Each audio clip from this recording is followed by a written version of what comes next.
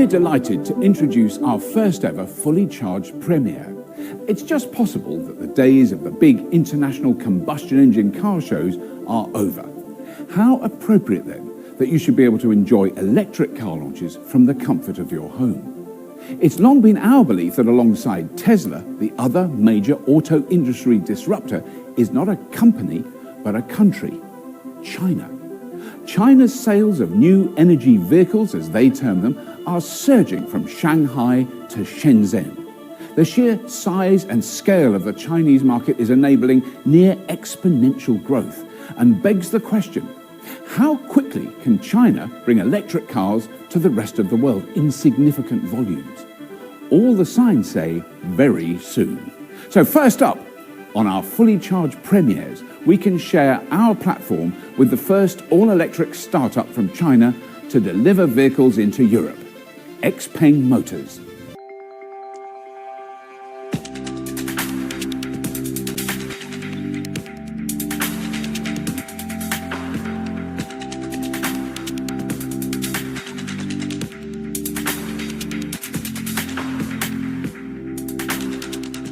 Today marks a new chapter for us at Xpeng. We begin delivery of first batch of our smart EV, this G3 SUV, to our customers in Norway. Norway is actually a very important market for us to enter. It has one of the best infrastructures for EV, as well as very familiar user experiences for EV products. And we're very excited to be entering Europe via Norway first. We're confident that our G3 product, with its technology innovation, its build quality, and its customer preferences for smart features, will make an attractive product to the Norway market. We believe smart EVs are global products, and Xpeng aims to be a global leader in smart EV. That's why, while we focus on Chinese market currently, we have aspirations to explore international markets for our product development. We believe that with our technology innovation, with our focus on design, build quality, and customer features, we can actually deliver one of the best products to the world customers and stay at the forefront of EV evolution.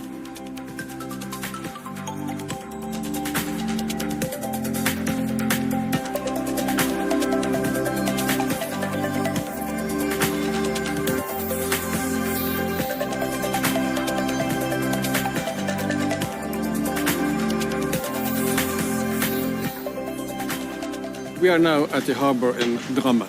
It's a really exciting day for Xpeng and me. Why? Because we are taking delivery of the first 100 cars to the Norwegian market. And from here we expect to take delivery of several more 100 cars in the days to come. Xpeng has finally arrived in Norway.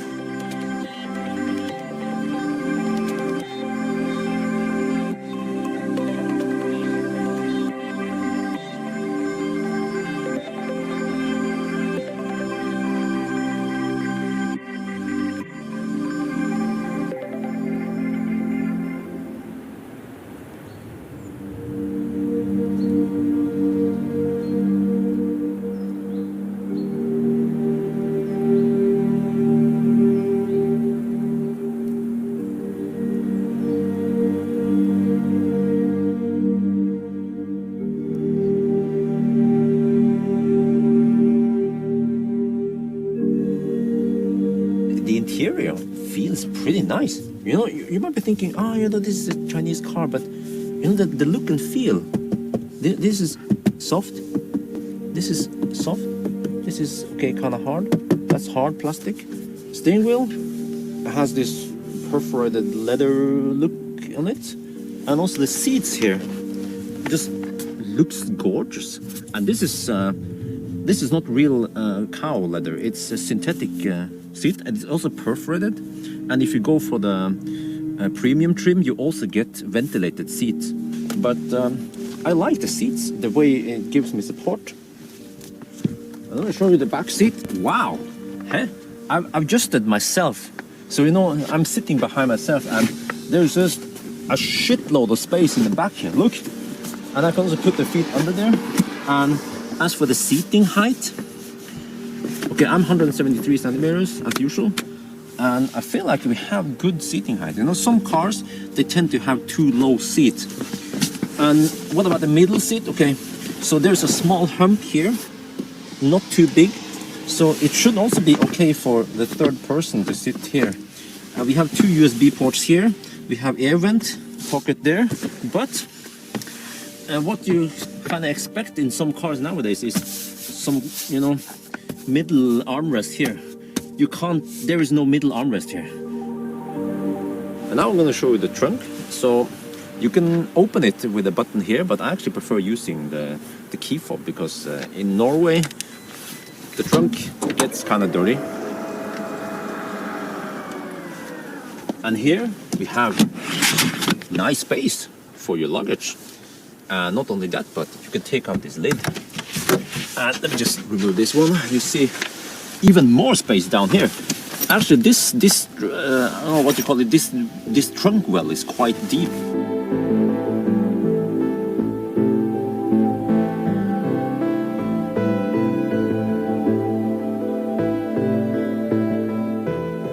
So here we have the screen of the Xpeng G3. It's pretty nice and large. I like it. Easy to use.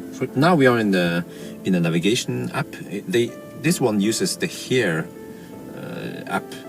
So just like in a smartphone, you know, you can pinch into zoom, you can rotate, and then here, this is pretty cool. We have a backup camera. Okay, there's a little bit of schmutz here, but let me see what about the front. Yeah, so you see we have 4 cameras around the car, and what you can do is you can actually take a photo, and you can also do that while driving. And we can also switch to the 3D mode, and also this camera can be used while driving. And you can also switch to the video here. This is pretty cool. Now we can record video while driving. It's 5 minutes long only, but that's pretty. I haven't seen any other car that can do this. This car has full OTA software updates. Unlike some other cars that comes out, you know, they say they have it and then they still don't have it, but this one can update fully over the air. And there's also an app for it. So right now it doesn't have all the features from the Chinese version because the server is in Germany because of GDPR, and eventually they're going to port more and more features over to the European app. But we can, for example, quick heat the car over there from the app and see the range here. But okay, back to this one. So, you know, all these settings are really self-explanatory. You don't have to look in the manual because they use standard symbols. It's very easy to understand all of this. Every time you switch mode,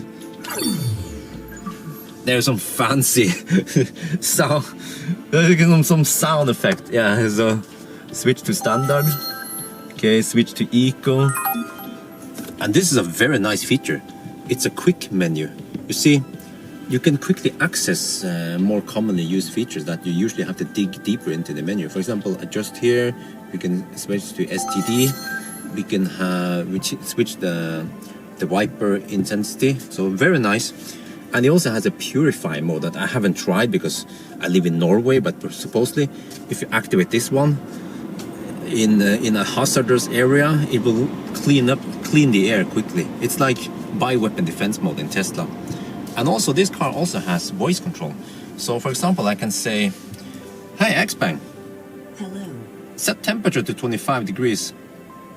Temperature is set to 25 degrees. Just like a Tesla and a few other cars, you can just get in and that's it, buckle up and then put the stock in drive and off we go.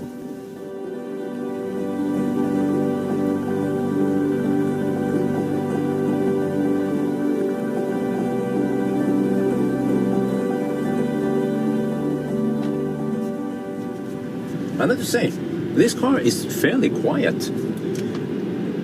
So I also measure the noise. It's right in the middle there. It's not as noisy as some of the Korean cars, but of course, okay, not as quiet as a German car, but it's in the middle there somewhere. And actually right now we're driving on somewhat bumpy roads, and I feel like it has good comfort. So according to the spec, it's supposed to do 0 to 100 in about what they say 8.6 seconds. I measure it with Draghi to be 7.6 seconds. So it's actually 1 second faster than spec. So it's a quick car. And also what I notice is that, okay, like I've shown you guys here, it's kind of slow off the line. Well, no, I'm not sure about that. But I noticed that once you have a little bit of speed, it picks up speed fast. So this car has, according to spec, it's 66.5 kilowatt hour. I believe that is net capacity. When it comes to range, in summer when I did the test with the Chinese car, it seems to be able to do around 400 to 450 kilometers in summer. I also recently tested the range in winter. It was cold outside though, it was -5 to -8. And then it could do around 300 kilometers. So this car, despite the fairly big size, bulky, you know, it's an SUV crossover, it seems to be fairly efficient. I tested the CHAdeMO charging. You know, in China, the G3 supports up to 80 kilowatts. So of course, over here we have only 50 kilowatt CHAdeMO. I even tried the 200 amp CHAdeMO, which is supposed to be 75 kilowatts at Lillesand. And it turns out that this car, at least for now, is capped to 50 kilowatt, or actually 52 kilowatt. It's capped to 125 amp. But very surprisingly, it has flat charging curve. So actually sometimes it even keeps that 52 kilowatt all the way to 84%. And now we're gonna try the X-Pilot. So all you have to do to activate it is to push the stalk towards you twice. Then you wait for it. There. And now it's active. So now we can adjust the speed up. And now I technically don't have to hold the steering wheel, but I mean, you are required to hold the steering wheel. The X-Pilot and Tesla's Autopilot is more like machine learning.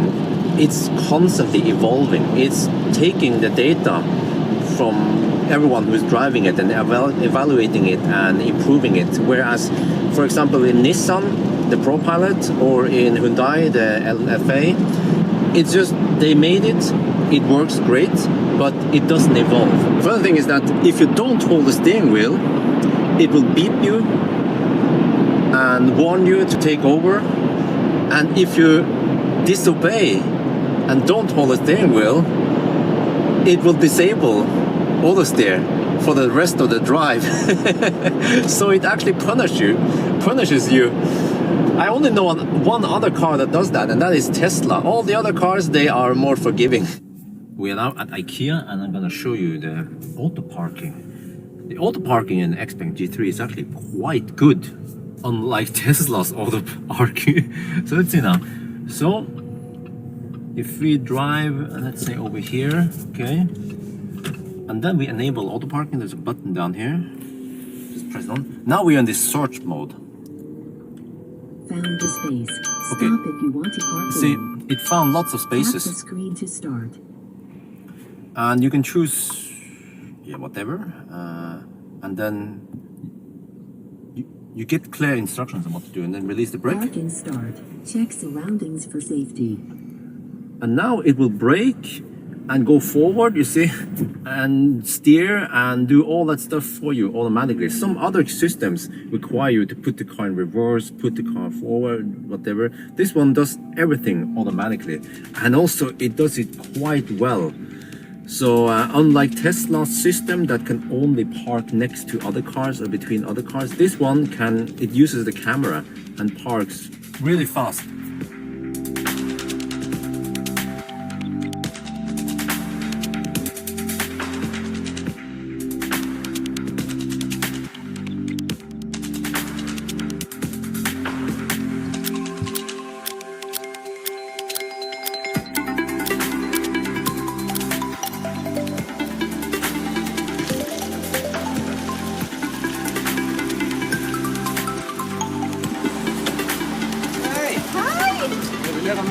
Tusen takk.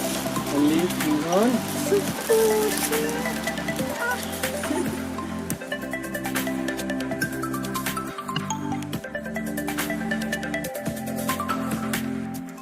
I've just had the pleasure to deliver the first Xpeng car to a Norwegian customer. For us, this is a milestone in what's going to be an adventure over the next years.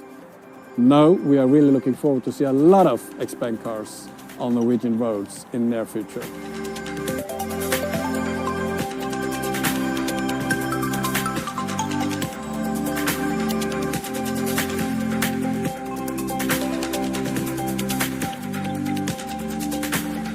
With special thanks to our customers in Norway.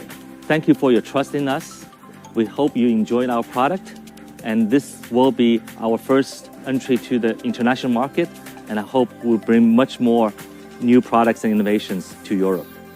Looking ahead, we also have plans to bring our next product, the beautiful sports sedan P7, to the Norwegian market in 2021. We received a lot of positive customer feedbacks with its packed features of autonomous driving, smart cockpit design, as well as beautiful performance. We believe P7 will be another hit in the European market and for the customers in Norway.